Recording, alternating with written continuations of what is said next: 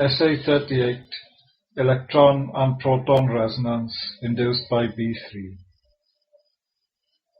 I started to think about optically induced ESR and NMR in the late 80s at IBM Kingston, New York, where I was a visiting professor in the Clementi environment. After finishing my year there, I decided to stay in New York State and become a private scholar, having the intention to forget all about the people who gave me so much trouble in Wales. No longer having access to the supercomputers in Kingston, I worked on theory at nearby Port Ewan near the Hudson River. Many papers in leading journals were produced as a private scholar. After a few months working in Royal Holloway College of the University of London, where I was given an honorary but unpaid fellowship, I returned to work as a private scholar in the Hudson Valley near Kingston. Clementi offered me a position as the Mortec writer, and I was allowed to use supercomputers again. During that time, I came across a paper by Georges Vanier of the University of Zurich on the inverse Faraday effect. That was the first time I came across the Piekarra-Kielich conjugate product and its ability to use electromagnetic radiation to produce magnetism. Shortly thereafter, I was offered a visiting position at the new Cornell Theory Center, but this was unpaid, so I spent a lot of time working as a private scholar from home. I allowed Cornell to use my work as publications of the Cornell Theory Center. In one of its quarterly reports to NSF, Cornell Theory Center devoted a whole section to the numerous papers I produced on its behalf in leading journals. I was not told of the existence of this report. It was found by my first wife, who was always a great help. So there is always a certain amount of devious behavior in academia. In the Omnia Opera of www.ais.us, all the papers are carefully archived so act as source documents, leaving no doubt as to the impact of my work. This work gradually evolved into optical NMR, which was taken up by the Warren Group at the Chemistry Department of Princeton University in my early months at Cornell Theory Center. Warren was a referee of one of my papers and invited me to Princeton to advise on experimentation.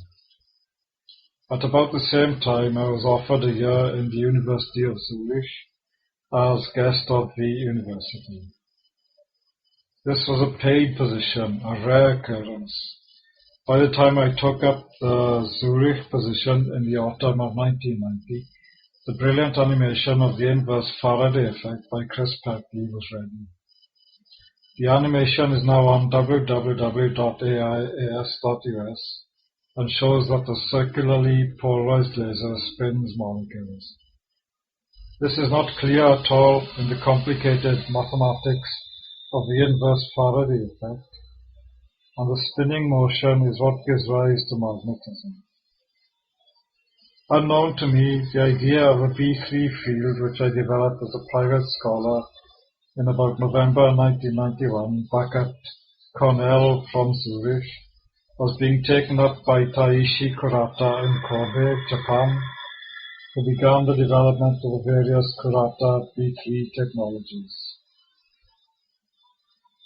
In the US and Britain, however, the system was totally unable to provide stability or any support.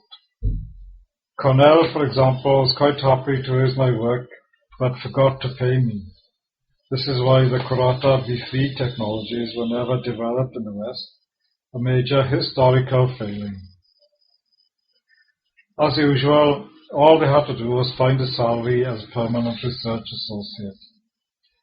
As it was, I was forced to move to an obscure place called University of North Carolina, Charlotte, a name that will live in infamy in the annals of physics. As usual, I outproduced the rest of the department, combined with private scholarship, but was subjected to the notorious conspiracy known to the world as UNCC. See source documents on www.aias.us.